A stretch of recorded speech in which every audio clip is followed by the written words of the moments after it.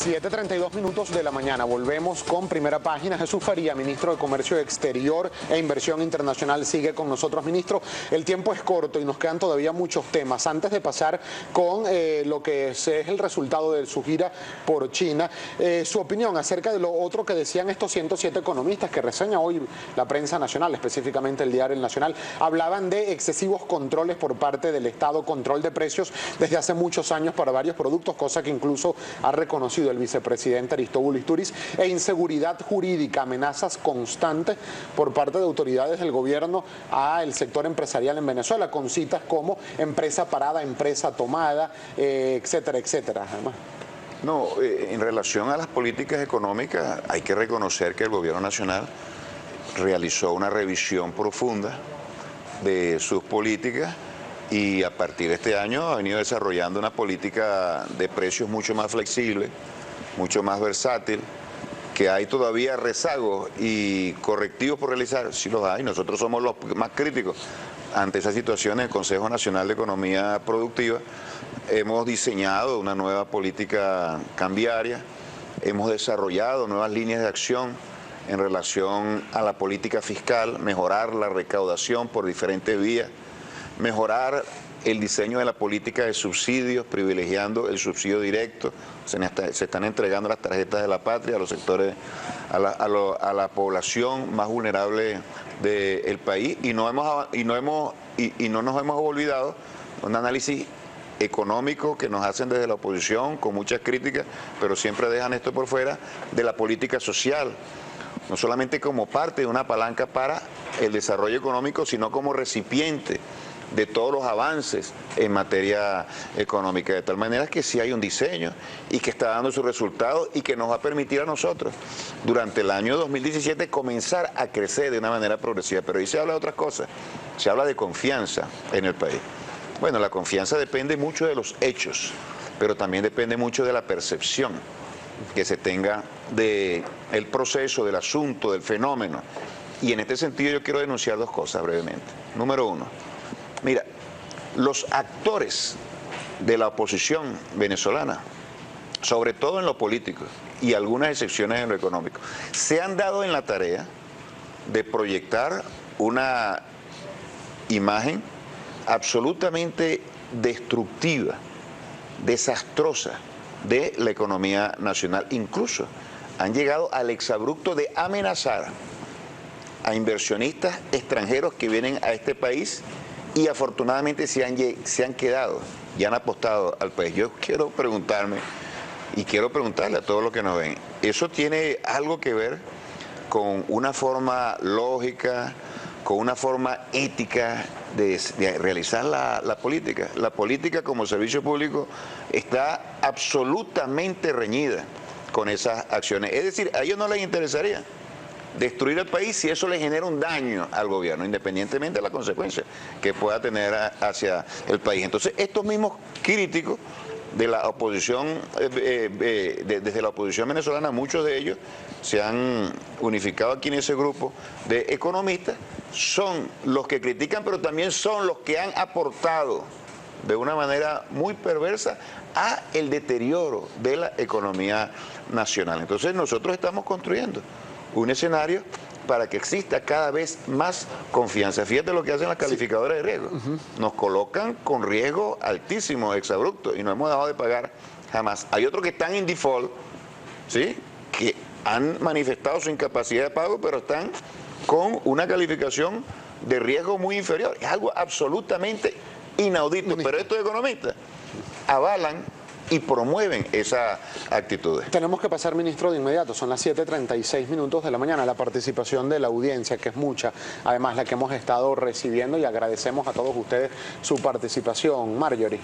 Así es, Gabriel, y por eso le pedimos al ministro que las respuestas sean concisas para darle la mayor cabida posible a nuestros televidentes. La primera pregunta se la hace el señor Freddy Omar Coronel y le dice: señor Farías, los comerciantes no aguantan un aumento de salario más, si no promueven la producción, de nada sirve. ¿Qué opina? No, los aumentos de salario son ineludibles para nosotros. Tenemos un gran compromiso con el pueblo venezolano y todos tienen que realizar un sacrificio mínimo, una situación de crisis cuyas causas ya las hemos explicado, pero en esta situación un gobierno socialista no abandona al pueblo. Es distinto. Si estuviera gobernando un partido de la derecha, estuviéramos viendo el programa de ajuste del Fondo Monetario Internacional, que en materia de salario trae, entre otras cosas, como consecuencia gravísima para la población, el congelamiento de los salarios y el recorte masivo de todas las inversiones sociales, de tal manera que son dos visiones distintas. Y coincidimos en el hecho de que hay que bajar la inflación y que hay que estabilizar la economía y hay que promover el crecimiento de la economía para construir un suelo, un piso sólido para las políticas sociales. Pero mientras estas no existan, no será para nosotros un argumento en función de recortar la inversión social y no incrementar los salarios ante el flagelo de la inflación. Ministro, le pedimos por favor respuestas concisas porque es muchísima la participación. Me dan más tiempo, entonces. Esta otra pregunta se la hace el señor Guillermo Manosalva. ¿Qué va a pasar con las 449 empresas brasileñas que no exportarán más a Venezuela? Mira, eso es parte de lo que estábamos hablando ahora. Con muchas mentiras, con medias verdades, se generan matrices de opinión que tratan de golpear duramente la imagen de nuestro país. Eso es absolutamente falso. Las importaciones que se vienen haciendo desde Brasil continúan, las compras de los productos se mantienen.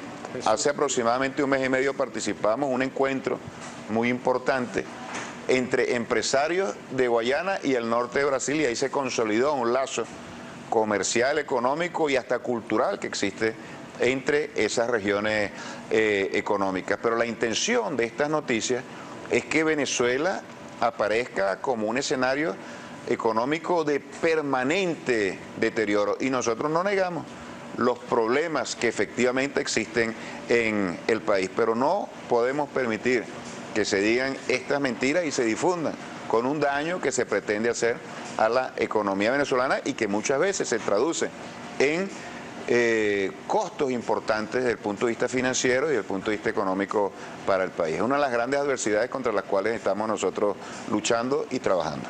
Ministro, esta pregunta se la hace el señor Jesús Díaz y es la última por razones de tiempo, lamentablemente.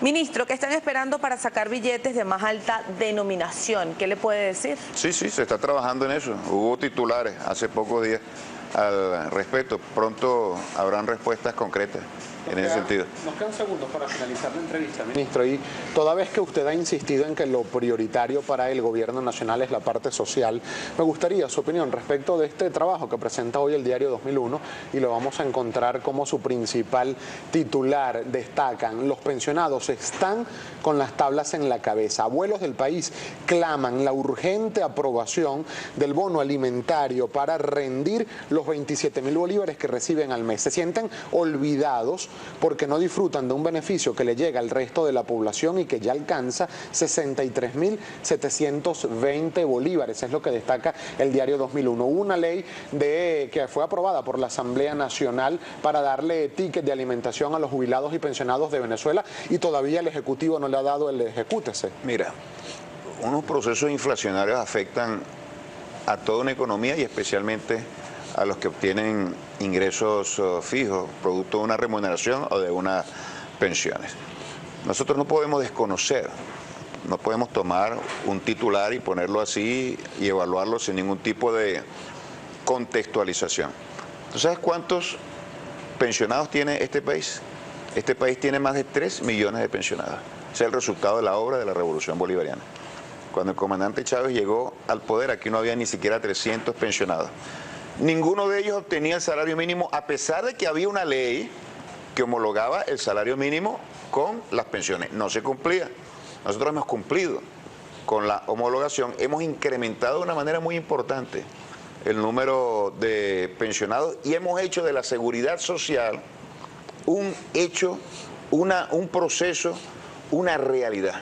Eso lo tenemos que evaluar. Por supuesto que hay problemas con los pensionados y hay problemas con los trabajadores. O sea, se reconoce que en este momento están rezagados respecto del resto de la población. Correcto. Y observemos qué hubiese ocurrido si aquí, en un escenario de crisis de esta naturaleza, no existiese un gobierno en función de las necesidades de esta población. Bueno, estuviéramos viviendo un verdadero caos social. No hubiese sido sostenible la situación social sin la preocupación de un gobierno socialista por el destino de los sectores más vulnerables de la población. Se agotó el tiempo, ministro. Lamentablemente, como siempre, agradecido de que haya tenido la gentileza de acompañarnos estos minutos. Bueno, solo 5 segundos, como hoy es 8 de noviembre. ¿Quién cree que gane hoy, Hillary Clinton o Donald Trump? Mira, esa es la expresión de la decadencia de la política norteamericana. Que los Estados Unidos estén debatiéndose en dos candidatos caracterizados por los excesos, por la corruptela, por el deterioro moral, por lo que proyectan, lleno de cargas y de vicios éticos, que se estén debatiendo entre esos dos candidatos, es un verdadero drama, por lo que representa Estados Unidos para el mundo. En todo caso, nosotros no le auguramos al planeta nada positivo en cualquiera de esos escenarios.